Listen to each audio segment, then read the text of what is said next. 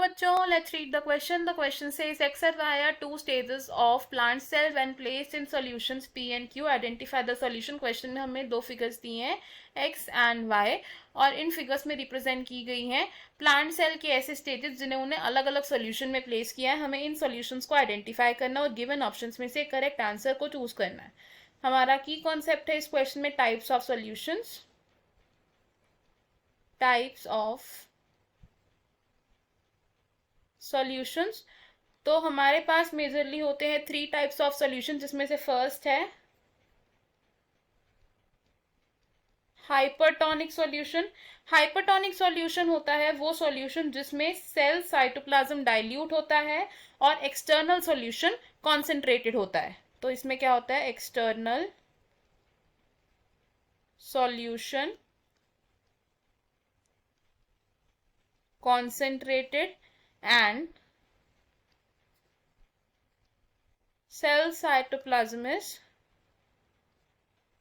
Dilute. तो इस तरीके के सॉल्यूशन में अगर हम एक प्लांट सेल को प्लेस करेंगे तो water outside the cell move करेगा, यानी कि from higher concentration to lower concentration water moves out. और जब एक सेल से वाटर बाहर की तरफ मूव करेगा तो सेल श्रिंक हो जाएगा और वो सेल प्लाज्मोलाइज हो सकता है.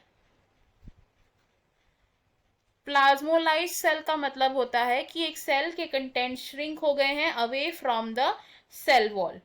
Next type of solution is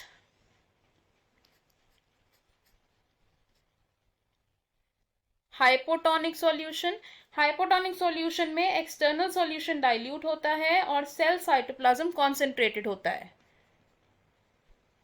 external solution is dilute and cell cytoplasm is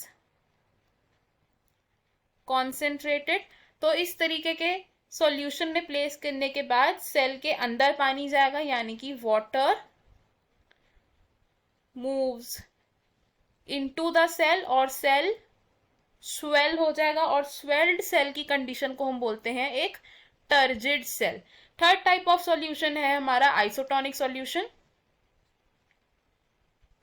isotonic solution में एक बैलेंस मेंटेन होता है in the external solution and the cell cytoplasm. और इस तरीके के सॉल्यूशन में रखने के बाद सेल से there will be no net water movement, यानी कि जितना पानी सेल के बाहर जाएगा उतना ही पानी सेल के अंदर जाएगा, विच मीन्स एक इक्विलिब्रियम की स्टेट अटेन हो जाती है. एंड आइसोटोनिक सॉल्यूशन में जो सेल प्रेजेंट होता है इस तरीके के सेल को हम बोलते हैं एक फ्लैसिड सेल.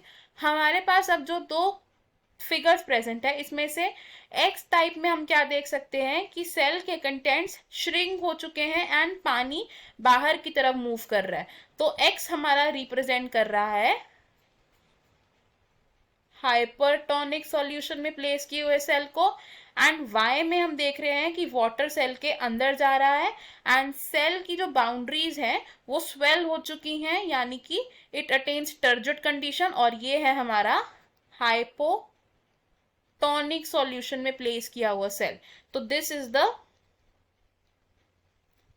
प्लाज्मोलाइज्ड कंडीशन और ये है हमारी turgid condition.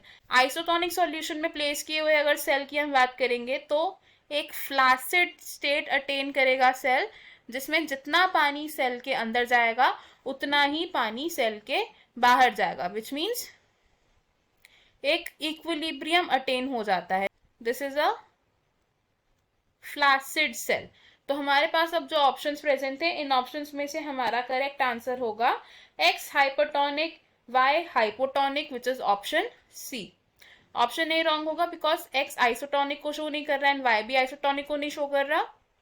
Option B wrong होगा बिकॉज एक्स रिप्रेजेंट कर रहा है हाइपरटोनिक कंडीशन को एंड वाई रिप्रेजेंट कर रहा है हाइपोटोनिक को.